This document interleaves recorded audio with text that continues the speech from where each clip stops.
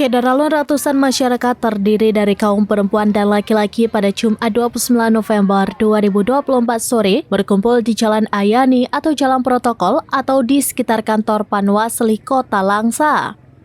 Mereka rencananya akan melakukan aksi demo ke kantor Panwasli di lorong Petua Husein Komplek Arakundo, Gampong Paya Bujok Selemak, Kecamatan Langsa Baru.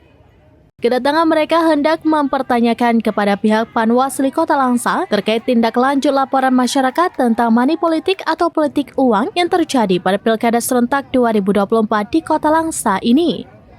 Namun pihak keamanan melarang mereka masuk ke lokasi kantor Panwasli Kota Langsa yang berada di lorong Petua Husein Gampong Paya Bujok Selemak karena para pendemo dikabarkan tidak memiliki izin.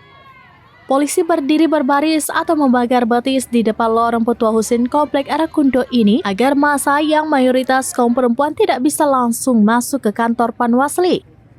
Sebelumnya massa mulai berdatangan ke sekitar lokasi kantor Panwasli Kota Langsa pada pukul 14.30 waktu Indonesia bagian Barat.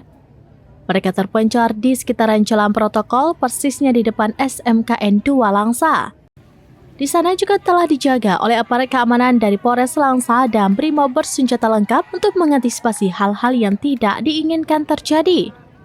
Namun diduga karena tidak mengantongi izin demo dari kepolisian, akhirnya sekitar pukul 15.30 waktu Indonesia bagian Barat, massa memilih membubarkan diri dari lokasi usai terjadi negosiasi dengan pihak keamanan. Dari Langsa, Subir, Serambinews.com. Download Tribun X sekarang. Menghadirkan lokal menjadi Indonesia.